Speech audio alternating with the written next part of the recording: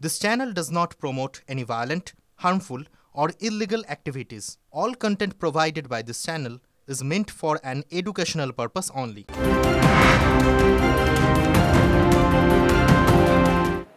এদিকে এই মুহূর্তে আরও একটা ব্রেকিং নিউজ। আজ থেকেই বাড়ি বসে ভোট দিতে পারবেন 85 ঊর্ধ্ব ও দৃষ্টিহীনরা। বয়স্কদের প্রথম দফার ভোট গ্রহণ 5 থেকে 14 এপ্রিল পর্যন্ত। প্রথম দফায় কোচবিহার, আলিপুরদুয়ার, জলপাইগুড়িতে ভোট।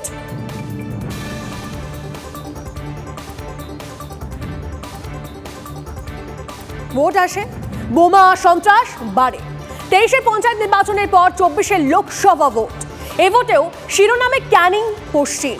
বিগত ভোটের হারহীন সন্ত্রাস ভোটারদের মনে এখনো টাটকা।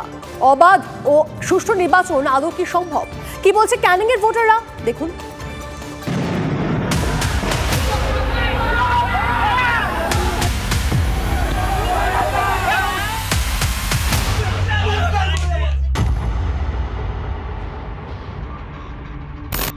গত পঞ্চায়েত নির্বাচনে ভোট হয়নি, শুধু সন্ত্রাসের সাক্ষী থেকেছে ক্যানিং এর ভোটাররা।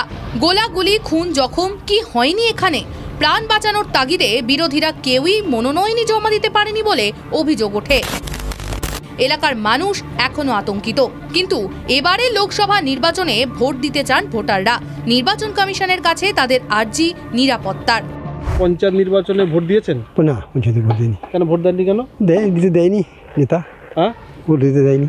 ভোট দিতে দেয়নি কোনো ক্যানিং পশ্চিমে এই 10টা অঞ্চলের একটা বুথের প্রার্থী দাঁড়াতে দেয়নি। তাহলে আপনারা কি ভোট দিতে পারিনি? তাহলে এবারে তো লোকসভা নির্বাচন, তাহলে এবারে কি অবস্থা? এবারে কি হবে জানি, তবে ভোট দেবে আশা করছি। যাতে গণতান্ত্রিক অধিকার সকলে প্রয়োগ করতে পারে, তাদের নির্বিশেষে দলমত নির্বিশেষে গণতান্ত্রিক অধিকারটা প্রয়োগ করতে পারে, সেইটাই আমার জনসাধারণের কাছে প্রত্যাশা। ক্যানিংয়ে পঞ্চায়েত ভোট হয়েছে এবারে? আপনি হয়ে গেছে, মানে ভোটই হয়নি, ছাপ্পা ভোট হয়েছিল। এবারে তো লোকসভা ভোট, কি ইচ্ছা আছে? ভোট দেওয়ার ইচ্ছা আছে? আচ্ছা। কি চাইছেন? যে যার ভোট সেই দেবে। কমিশনের কাছে অবাধ ও সুষ্ঠু ভোট করানোর আর্জি জানিয়েছেন বিরোধীরা। পঞ্চায়েত ভোটের হারিন ছবির পুনরাবৃত্তি হবে না তো, প্রশ্ন শাসক বিরোধীদের। দুষ্কৃতী বাহিনীদের রমরমা দিনের বেলায় বোমা, বন্দুক, গুলি যেভাবে বিস্ফোরণ হয়েছে তা ক্যানিংবাসী দেখেনি। এদের যারা নেতৃত্ব, তৃণমূলের সেকেন্ড ইন কমান্ড, এবং সরাসরি বলতে পারেন যে উপরের নির্দেশে এই সমস্ত হয়েছে। এদের চরিত্রের তো পরিবর্তন হয়নি, এরা মুখে বলে কাজে উল্টোটা করে। সুতরাং এদের যা চারিত্রিক স্বভাব সেটাই হয়তো দেখিয়ে দেবে নির্বাচন এলে। কেন্দ্রীয় নির্বাচন কমিশন এখানে পর্যাপ্ত মিলিটারির ব্যবস্থা রাখুক, ফোর্সের ব্যবস্থা রাখুক, যাতে অন্তত সাধারণ মানুষ নির্বিঘ্নে গিয়ে ভোটটা দিতে পারে, তাদের গণতান্ত্রিক অধিকার প্রয়োগ করতে পারে। সন্ত্রাসের অভিযোগ উড়িয়ে উন্নয়নের খতিয়ান দিচ্ছেন ক্যানিং এর শাসক নেতারা।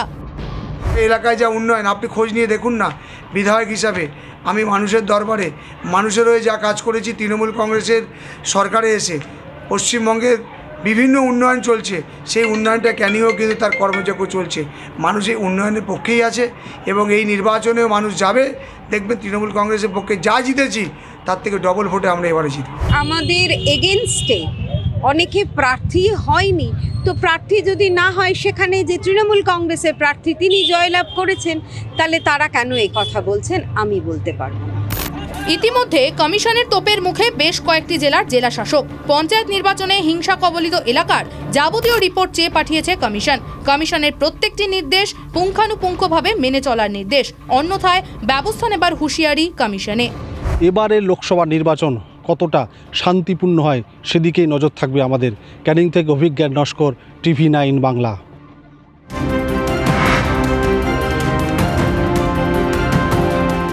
আর একটা ব্রেকিং নিউজ এই মুহূর্তে। বাহিনী অভিযানে 2 জঙ্গি খতম। উড়িতে বড় সড় সাফল্য বাহিনীর। উড়িতে অনুপ্রবেশ ভেস্তে দিল বাহিনী।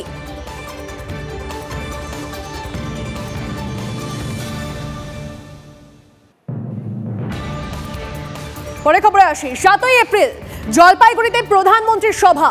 প্রধানমন্ত্রী চপার নামবে তৃণমূল নেতার জমিতে। প্রধানমন্ত্রীর সভাস্থল নিয়ে আপত্তি তোলে এসপিজি।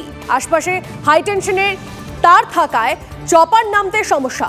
বিপাকে পড়েন বিজেপি জেলা নেতৃত্ব। সহযোগিতার হাত বাড়িয়ে দেন জেলার তৃণমূল নেতা। ভোটের দিনও সৌজন্য বজায় থাকুক চাইছেন ভোটাররা। আমি তো একা না, প্রায় 15-20 জনের জমি, ছোট জমি, সবার 1-2 বিঘা করে আছে। যেহেতু প্রধানমন্ত্রী আমাদের এখানে আসবে, সৌজন্যবোধের খাতিরে আমার যতটুকু আমি দিছি এবং বাকি যারা আছে 15-20 জন এরাও দিয়ে দিছে সদিচ্ছায়। তার মধ্যে সৌজন্যবোধ তো আমাদের থাকতেই হবে, দেশের প্রধানমন্ত্রী বলে কথা। আর তার মধ্যে আমাদের এই এলাকায় তো ওই রকম রাজনৈতিক কোনো সন্ত্রাস নাই, ভোট বাক্সে যারা যে রকম ভোট করে।